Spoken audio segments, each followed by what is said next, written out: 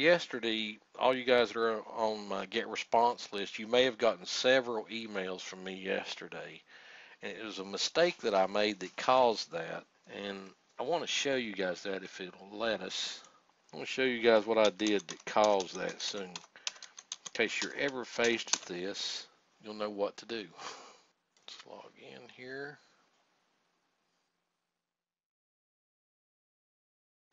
Now what I was doing was I was adding some of those emails from David's campaign over into my list over on GetResponse, and I made a mistake in the process of doing it. I want to show you guys the mistake I made so that if you have a GetResponse account that this won't happen to you. I was really embarrassed that I'd done this. I didn't know I was doing it at the time until I checked my email and seen what I was doing. Then I had to call GetResponse and find out how I could keep that from happening again. Get an email pulled up here so I can show you what I did. I'll actually add one so that you can see it.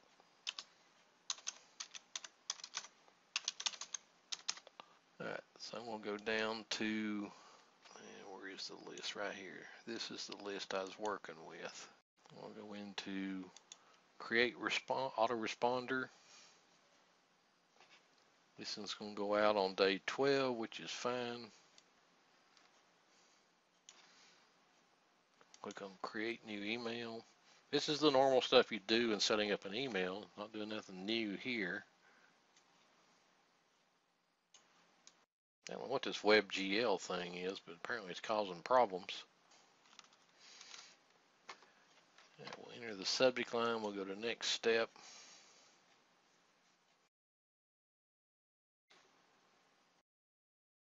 I don't know what this WebGL thing is, but it's sure causing a problem, isn't it?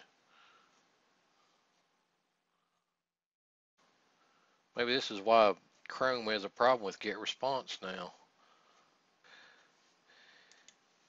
I'll start from scratch. I'm going to use this one.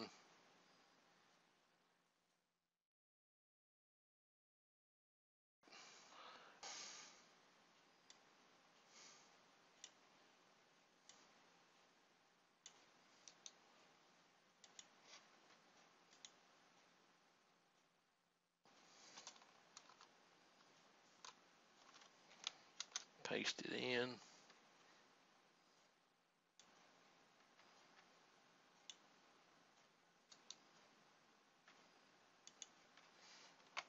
Make that a hyperlink.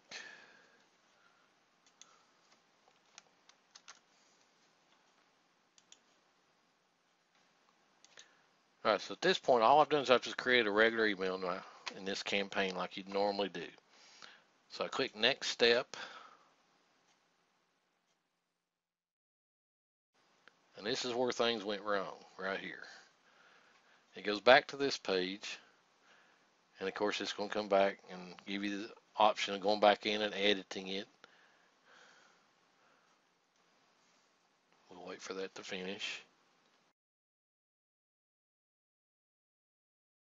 All right. So at this point, it's got the email ready. You're ready to, if you want to go back in there and edit it, if you didn't like the way it looks or whatever. But you click on save and publish, and look what it does. It pulls up this message. And this is what got me yesterday. It tells me that I have 264 subscribers that won't receive this message. Would you like to send them this message? Now, with Aweber, what it does is it just automatically puts the message in the queue, and it will send it out to them, on a time basis. What I was doing was I was clicking this yes, send them the message, thinking that it was going to do the same thing that Aweber did. But what it actually does is it sends out the message immediately. So if I click yes to send this message, which it's actually going to do that now, it's sending everybody on that list that message. So that's what I was doing yesterday. I was adding some of these emails into this campaign, and I'd done like 4 or 5 of them, and I got a phone call. So before I went back to this, I went to my email just to check, see what email I got while I was working on this, and I seen all those 4 or 5 emails sitting in my inbox. I wasn't sure what had happened, so I had to call GetResponse to find out, and they said that that's how it works with their system. It doesn't actually put them in a queue. It sends a message out immediately if they've already been past the day limit. most of those people have been on my list for on that mailing list for more than the was day 12 here, was day 11 yesterday. So it sent out everybody an email, that email, and that's why everybody got like 5 or 6 emails from me yesterday that I didn't know it was going to send. Now, Aweber doesn't do it that way. Aweber just puts it into the queue, and it would send that first one that I set up yesterday, but then it would wait the next day interval before it would send the next one. So that's a huge difference in how GetResponse and Aweber handles emails. So the moral of the story is if you're in your Aweber or your GetResponse account and you want to add emails to a campaign that you've had people that's been subscribed to the campaign for a while, be careful with clicking that yes, send the people the email, because it's going to send them the email right away. Even if you add another one, it's going to send them that one too, which is what it done to me yesterday. I didn't realize it was going to do that. I thought it was just going to put them in the queue like it does with Aweber, but no, it sends them right directly out. So now, in order for me to add to this campaign, I've got to wait a few days before I can add the rest of the emails into this campaign. So that's the reason why all those emails got sent out yesterday, in case you were wondering. I didn't know it was going to do that, or I wouldn't have done that. So anyway, that's a little mini lesson for you guys on how to add emails to your autoresponder campaigns over on GetResponse. If you don't want everybody to get that email, click the no, don't send them that email. But the caveat to that is they'll never get that email because they've been on your list long enough till they never get it. Now, the guy did tell me that I could go back into the settings on the campaign and set everybody back to a day sequence. But I'd have to do it for each individual person on the campaign. I couldn't do it massively. In other words, that's another difference with GetResponse and Aweber. With Aweber, you can go in and search for the time when people subscribe to your mailing list, and you can reset all of those people back to a certain message in your series, and they would start getting the emails in sequence from that point. GetResponse doesn't do that the same either. Uh, they will show you the people that's been on your list for a certain time period and what message number they're on. But in order for them to get the next message, you got to set each one individually instead of doing it in mass like you can with Aweber. So Aweber does have a couple of advantages over GetResponse in that respect. But anyway, I wanted to show you guys that that's what happened yesterday. It was a lesson learned.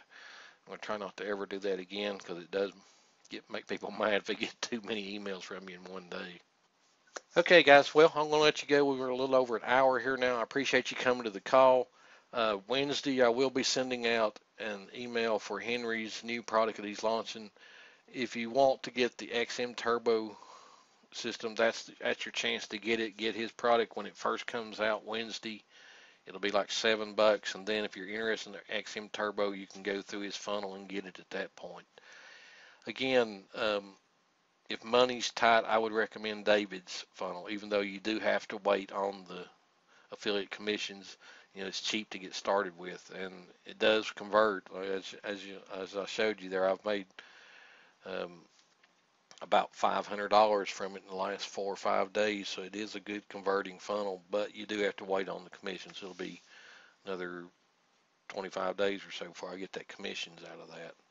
But anyway, thanks for coming to the call tonight, guys. Appreciate you being here. Next week, I'll probably do the lesson I had planned for tonight. I got them questions from that guy yesterday on a Skype call about sales funnels, so I thought I would show you guys those 2 sales funnels tonight. I hope you enjoyed the tour through them. Like I said, I recommend both of them, just whichever one you can afford. If you can afford both of them, build yourself a super funnel. It's well worth the effort, folks. It really is. But have a great night, folks, and thanks for coming.